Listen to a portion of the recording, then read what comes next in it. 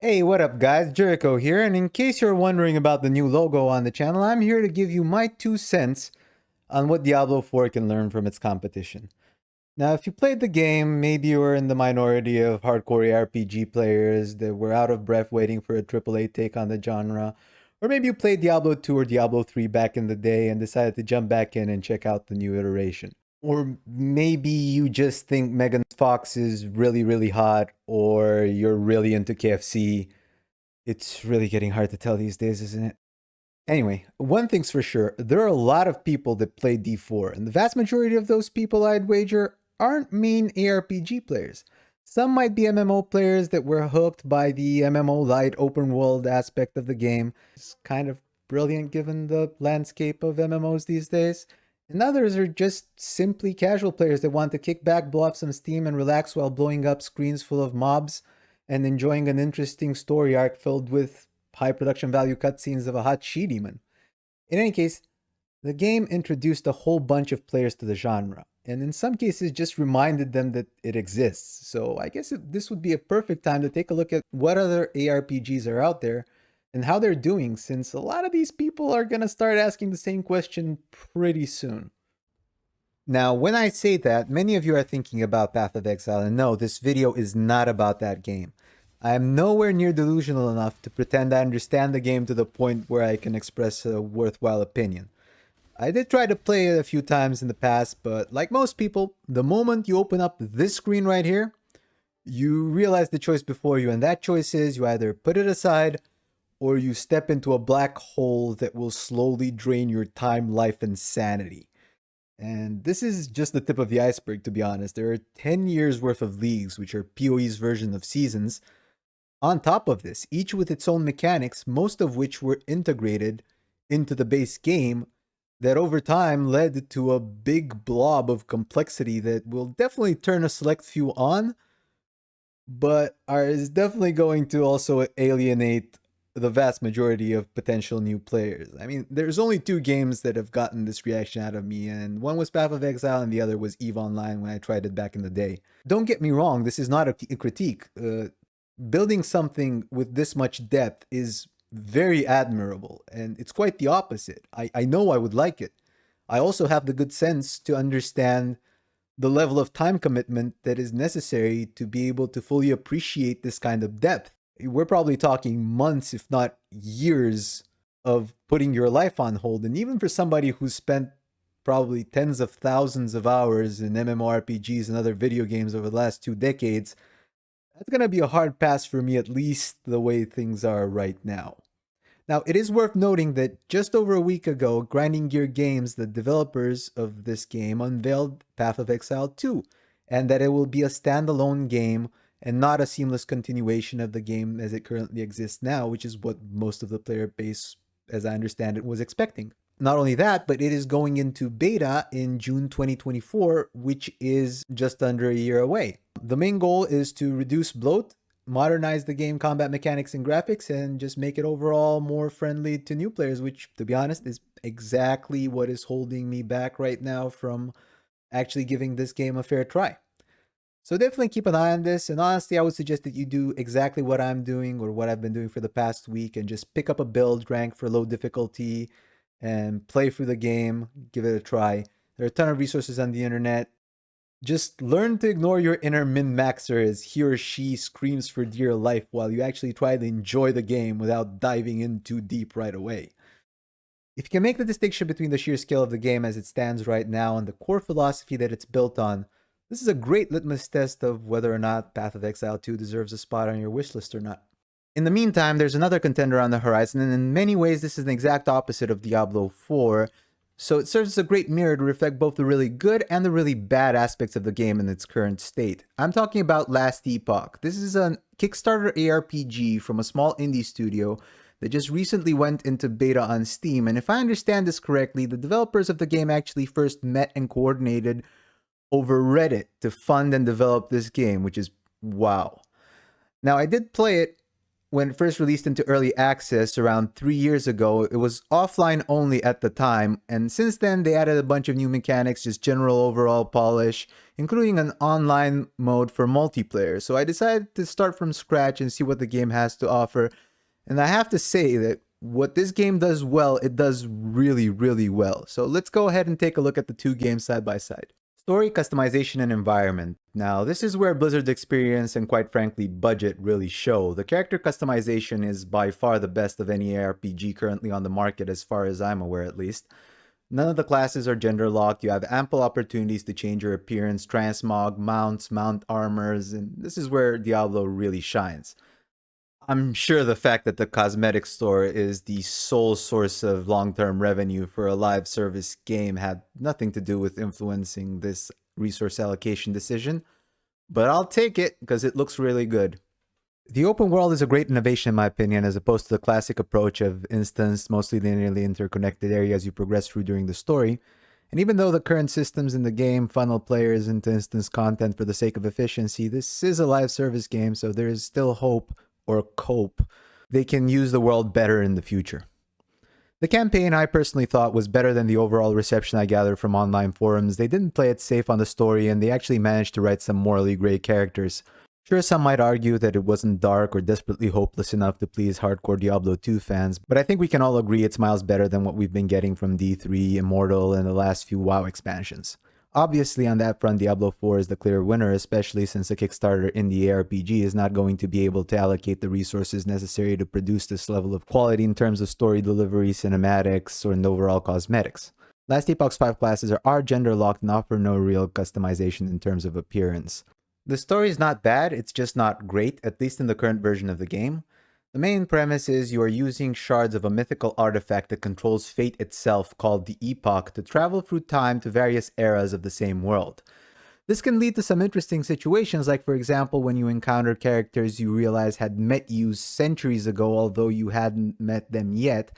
And while this can become confusing at times, small things like a quest where you need to get past the barrier, in order to do that you have to go back in time to the same place to get the thing that's necessary to dispel the barrier, actually do spice things up and are overall quite refreshing. Now keep in mind, the main focus of the game stated by the developers is gameplay and quality of life over flashy graphics, and for me that sounds great. As long as the game clears a minimum bar in terms of aesthetic, which this game does, I just want the game to play well, and that's about it. Combat and progression. I'm going to assume people watching are mostly familiar with the broad strokes of how Diablo 4 works. Combat is mechanically at its core good, even really good I would say.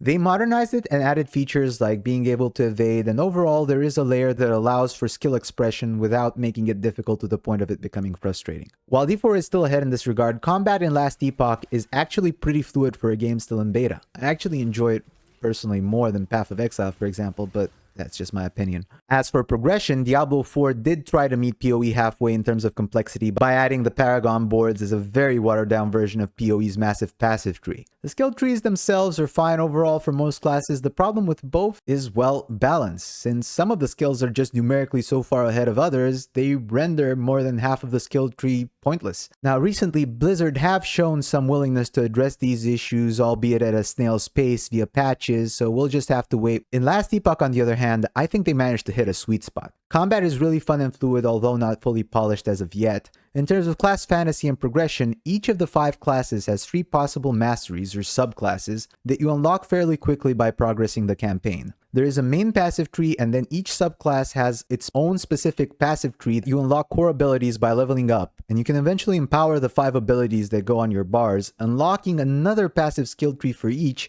that actually buffs and changes the abilities, sometimes in major ways. You level them up as you use them, and in terms of respecking, it's actually not punishing at all, since you start off at a minimum level when changing abilities, and leveling them up is accelerated more and more depending on your character's level. This is a beta still, so we can't really talk about balance, but even so, just by me playing around with various ideas, not following a guide, and briefly talking on stream with a few players, it looks like you have much more freedom than in D4 to build your own fantasy and try out different things. For my most recent playthrough, I am playing a Primalist, which is basically a mix of a barbarian and a druid, and I'm going for the Beastmaster subspec. My fantasy is to play a barbarian that leaps around slashing everything while being followed by a pack of wolves and a big cat that nukes the screen. It's going pretty well and I'm having a blast, and also note, the early to mid-game feeling is not clunky, slow, or sluggish like a barb or a druid in D4. It feels very satisfying and you absolutely destroy stuff and it feels great. Quality of life. Now, I hope you're still here because this part is the main reason why I wanted to make this video, but I didn't want to lead with it just so I wouldn't bash Blizzard too hard right off the bat. In fact, I'm probably going to make a shorter version of this video just to make sure that people that don't want to listen to a 20-minute rant get this point across, if anything. Now, if you're still here, as I was playing Last Epoch after putting hundreds of hours into Diablo IV over the last 2 months, I unironically found myself going, wow, every 5 to 10 minutes of the first 2 hours. It starts off small, health bar is above my head, debuffs are clearly shown both on monsters and on myself. You can actually blink now. Then an item drops, you hover your cursor over it and... oh my god. You see, I actually timed this. If you efficiently farm higher tier nightmare dungeons where you get a lot of ancestrals dropping, you will waste anywhere between 10 and 15 minutes each hour checking your inventory, porting to town, and selling, salvaging, and storing stuff. You can't see what's on the ground and therefore you have no choice to pick up, well, anything that could potentially be an upgrade, which fills up your inventory really fast and just breaks your momentum because it happens way too often. Last Epoch, I have literally never gone to town because my inventory was full in 12 hours of play. I can see what something is and quickly check if it's an upgrade, and most of the stuff you pick up are crafting reagents, more on crafting later. And what happens when your inventory gets filled with crafting mats? Boop! Done. Directly to the forge. Yeah, Blizzard, how's that gem tab looking? Oh yeah, Season 2? I suppose we'll get Malignant Hearts tab in Season 2 as well when hearts are gonna no longer be in the game, right? Also, minions. They kill stuff. Also, you have an entire passive skill tree for each minion skill. And on top of that, both these and your Beastmaster passives buff them, add effects to them, and sometimes change them in very transformative ways. Which is nice, but what's this? I can press a key and they go here. And then they go here. And then they attack this. Okay, so it's complicated enough that a Kickstarter indie company formed by random people off a Reddit post could figure it out. Noted. Now, how many browser tabs related to Diablo do you usually have open when you're playing the game? Altars of Lilith interactive map, Helltides, list of dungeons that can be nightmare, and max roll planner for your build, aspect search to see which aspect is drop only, table of damage buckets, 3 YouTube videos to find out where you're getting one shot by cold or lightning elites. By the way, how do resistances still not work? Okay, you screwed up, that's fine, I get it, but that's not the issue. How hard is it to go if damage type equals cold, then damage equals damage times 0.3, for example, until Season 2 rolls out and your Kafkaesque bureaucracy actually allows you to roll out the fix? At this point, you need to spend more time outside of the game than the majority of the casual player base has to actually play the game in order to fully understand what's going on. Meanwhile, Last Epoch. Yes, this is an in-game full glossary that explains how absolutely everything works. Now, even Path of Exile has something like this, but let me tell you, if you want to understand a mechanic or a system in the game, you can find it in-game. Also, stash tabs. Here's my seasonal softcore stash tab from only one rogue that finished all the content in the game. Meanwhile, Last Epoch.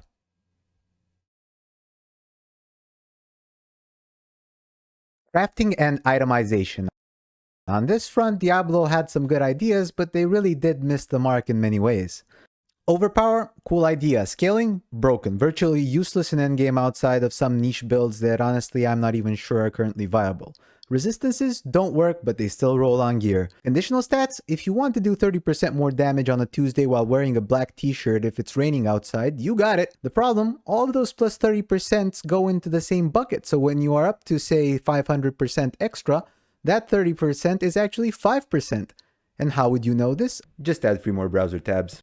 Most people don't even look stuff up and will just not get why damage is low when the whole point is to stack crit damage and vulnerable that for some reason is multiplicative and not additive. Again, no way to tell in-game. Oh, and too many players using cooldown reduction, vulnerable damage, and critical damage because they're just straight up better? Okay, let's nerf those. Meanwhile, Last Epoch. I mean, seriously, this should be standard. I am sick of AAA companies relying on the fact that 10,000 guides from 20,000 websites will show up before the game even launches and actually make the information that you need to play the game in the game. In terms of crafting, Diablo was never very complicated to begin with, and that's fine, really. Crafting doesn't have to be complex.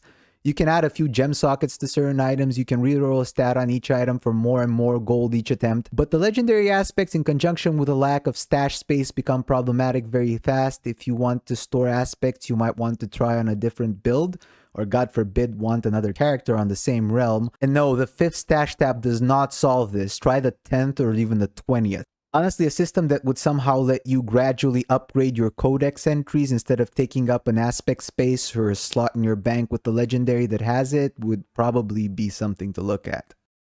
Now, in case you want a little bit more complexity and PoE's 50 types of orbs and link slots of different colors in your gear where your abilities actually go are too much for you, Last Epoch has again found, in my opinion, a sweet spot. Now, I haven't fully explored the current version of how this plays out at Endgame, but the essence of it is that each item has forging potential that lets you use up crafting materials you collect to improve or add the stats on the item. Also, there are drop-only stats, and you can use powerful runes to add an additional 5th stat to pieces of gear, or even turn an item into a random unique of the same item type. It's again that sweet spot between simple and complicated that, for me at least, really does the trick, and I have fond memories of going into a little bit more depth and playing around with it when I was playing a few years ago. You also have the idol system that is basically identical to Diablo 2 charms, only they have dedicated slots they go into which you unlock by doing quests in the game, don't take up inventory space, and some of these are actually build enabling, not just static stat sticks that you carry around. Gameplay loops and endgame. Now, ARPGs are in essence a grindy game where the end goal is to grind the gear and the other elements of a build you had in mind, complete the build, finish the content, and either start again on a different class or wait for the next season.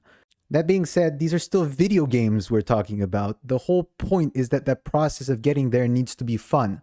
One of the main issues with Diablo IV right now is that around level 80, the game sort of falls off a cliff. Upgrades are few and far in between, you have most of the elements of your build in place by now, and you have nothing left to do but chase that carrot on a stick of grinding nightmare dungeons for 20 to 30 hours just to hit 100 and maybe take a stab at Uber Lilith that only gives a mountain an achievement, or push tier 100 nightmare dungeons that have basically no advantage over speed spamming tier, say, 60s or 70s. This might be a hot take, but it almost seems to me like they were trying to avoid the backlash they would have faced if they added some needlessly grindy chase mechanic for the sole purpose of player retention, but forgot that they have to put, well, something there and at least try to make it fun. Oh, and remember how I said I thought the campaign was possibly the best part of the game? You can't redo it. Yeah, that's right. Once you kill a campaign boss, you can never redo it on that same character. Why? Now look at Last Epoch, again a game that is in beta. After you finish the campaign, the gameplay loop revolves around running the Monolith of Fate. This is a series of interconnected zones, each with its own positive and negative affixes, much like Nightmare Dungeons in Diablo.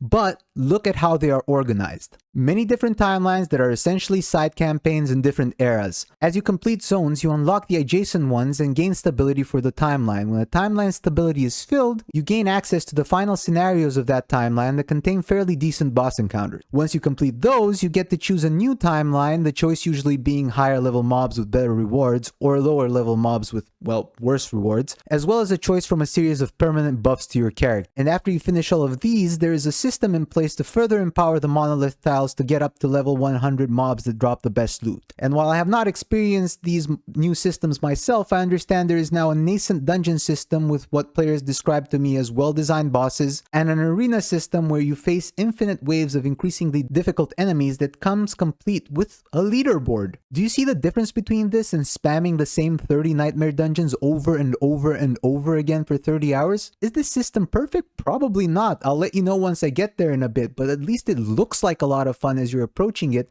The game has a lot to go. The newly introduced multiplayer is currently unplayable, probably due to networking issues, and there are a few, but not so many, probably unintended skill and stat interactions. But again, the game is in beta, and it is great fun in single player as it currently is.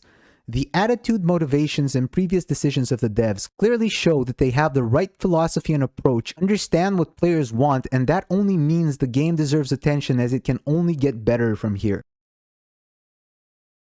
To wrap things up, overall, Blizzard did make some strides in the right direction with Diablo IV. The first part of the game is extremely enjoyable. The campaign is a great experience overall, the world is vast, it's fun, and that's the fundamental experience of a casual player who has a minimal amount of time to dedicate to the game. For these people, this game is a solid 9 out of 10. But for those of us that do take a closer look, there are some glaring problems that are pretty desperately in need of attention. And if they want those casuals to come back for future seasons, they will need to come up with something much more transformative, because the campaign we currently have is not going to be there anymore to carry the experience for the returning players. Thankfully, there is a silver lining. The hype around the game brought a lot of attention to the genre, and this has the potential to bring a lot of eyeballs to games like Last Epoch that otherwise might have escaped most people's radar. And this game and its devs truly deserve that. Not only that, but that attention might actually breed some competition and might even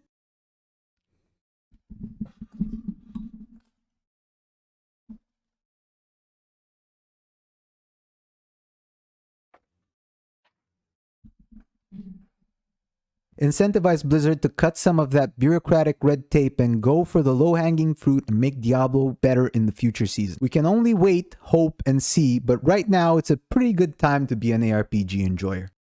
But that's just my 2 cents. If you enjoyed the video and want to see more like this, feel free to go ahead and give it a like, subscribe to the channel for further content, and let me know your thoughts down in the comments section. Finally, I'm done. I can go play Baldur's Gate 3. Oh, by the way, I'll be streaming that to 0 viewers on Twitch in case you want to join me there. Until then, have a nice day and hope to see you again soon.